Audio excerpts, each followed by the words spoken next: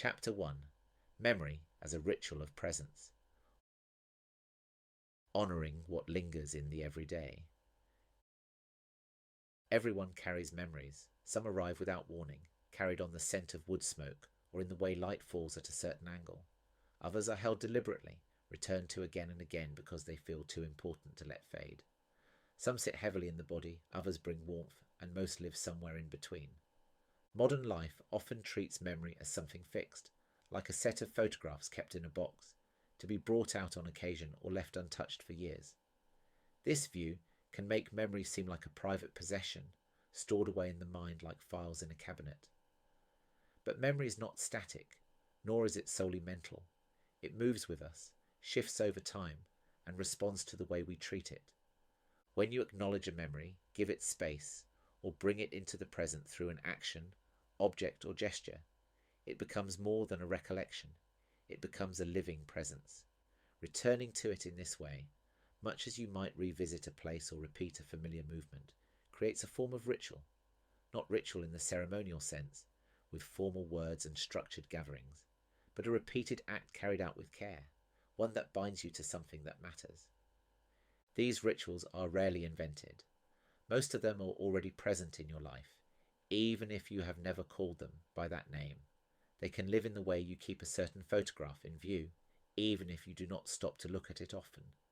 They might appear in the walk you take every year on the same date, without naming it an anniversary. They might live in the recipe you cook, simply because it has always been part of your family's table, even when no one has asked you to continue it. In the ghost movement, memory is not treated as a sealed archive of past events. It is not something that belongs in the attic of the mind. It is understood as active, shaping who you are now and able to be tended through repeated acts of attention. When you return to a memory through an act, rather than thought alone, you form a living bridge between past and present. This can happen without you realizing. Every time you choose the same spot to sit, reach for a certain object when you feel unsettled, or walk a route that takes you past a meaningful place, you are engaging in memory work. Whether conscious or not, you are keeping that presence alive. This is what is meant by a ritual of presence. It is not something staged for others to see. It is an act you repeat because it carries meaning, connects you to something that matters, and feels right to continue. These rituals may be intentional, such as lighting a candle on the anniversary of a loss, returning each year to a place of significance, or wearing a piece of clothing linked to someone you love. They may also be unplanned, resting your hand on a wall without thinking, turning your head towards a particular place whenever you pass. Both are physical acknowledgements that memory is part of your present life. These acts are not about clinging to the past in a way that stops you from living now. They recognize that the past is still here, woven into your relationships, your choices, and the way you see the world. A ritual does not lock a memory in place. It allows it to move with you, to breathe alongside you. You can see this clearly in the way memory lives in the body. You might run your fingers along the spine of a familiar book without needing to read it again. You might touch the worn edge of a piece of furniture that has travelled through generations. You might hold a mug in your hand and feel its weight and shape before the first sip. These are moments where your body acknowledges the memory within the object. Movement can also carry this thread. You might pause in the same spot on a walk to take in a view that feels like part of you. You might slow your pace past a building tied to a memory, or take a detour down a street because it once held an important moment. These shifts in movement are ways the body recalls. The senses are powerful in this work. A smell can lift you instantly into another time. The scent of bread rising in the oven, or a certain kind of soap. A sound can open the door just as quickly, the creak of a wooden floorboard, the first notes of a song you thought you had forgotten. These are not simply triggers for thought. They are the memory itself arriving in the present. Some rituals have more structure. Lighting a candle on the same evening each week, wearing a piece of jewellery on a certain day, returning to a place at the same time each year. Others are quiet and unplanned.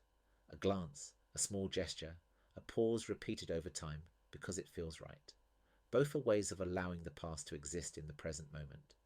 Many of these rituals happen without conscious effort. They do not need to be forced or scheduled.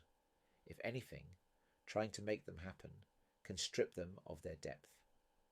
Their weight comes from their truthfulness, from the fact that they grow out of connection rather than duty. If memory is already present in your life, the invitation is to notice it. You do not need to invent new rituals simply to have them, and you do not need to formalize the ones you already hold. Begin with what is already here. Look around your home or workspace. Is there something that carries a deep connection for you? It does not need to be placed on a pedestal. Simply recognize it as a thread between then and now. Link memory to action where you can. If a place matters, return to it. If you cannot, bring something of it into your daily surroundings. If a date holds meaning, mark it in a way that feels true to you, lighting a candle, making a certain meal, or playing music tied to that time. Let your senses help you. Keep the scent your grandmother wore, bake the bread your father made, or play the song you danced to on a night you have never forgotten. This is not about recreating the past exactly. It is about allowing its presence to be felt here. Let the body remember. Notice the small gestures linked to certain memories. Where you stand, how you touch an object, the way you slow your steps in a certain place. If those actions feel grounding, let yourself stay with them for a moment longer. You may choose to share these rituals or keep them to yourself. Both are valid. Sometimes a shared act can strengthen a connection, but some rituals are strongest when they remain private. There is no rule about how often these acts should happen. They may return daily, yearly, or only when the moment calls for them. Their value lies in authenticity, not in a set rhythm. Some years you might find yourself drawn to them often, other years not at all. Both are part of the same truth. When you return to memory through the body, the senses, and shared or solitary acts, you shift it from a still image in the mind to a living thread woven through your life. The act itself may be small, a touch, a glance, a moment of attention, but the accumulation is what strengthens it.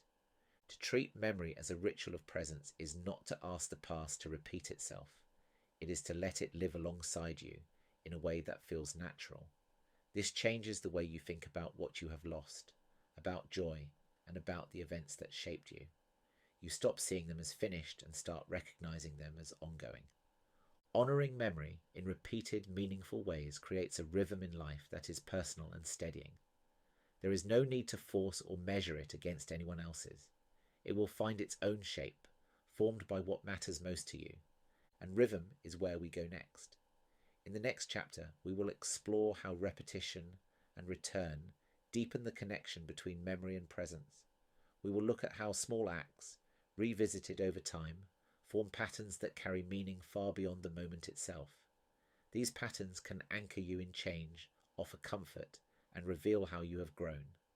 They are already here, in the places you return to without planning, in the words you repeat, in the gestures you make without thought.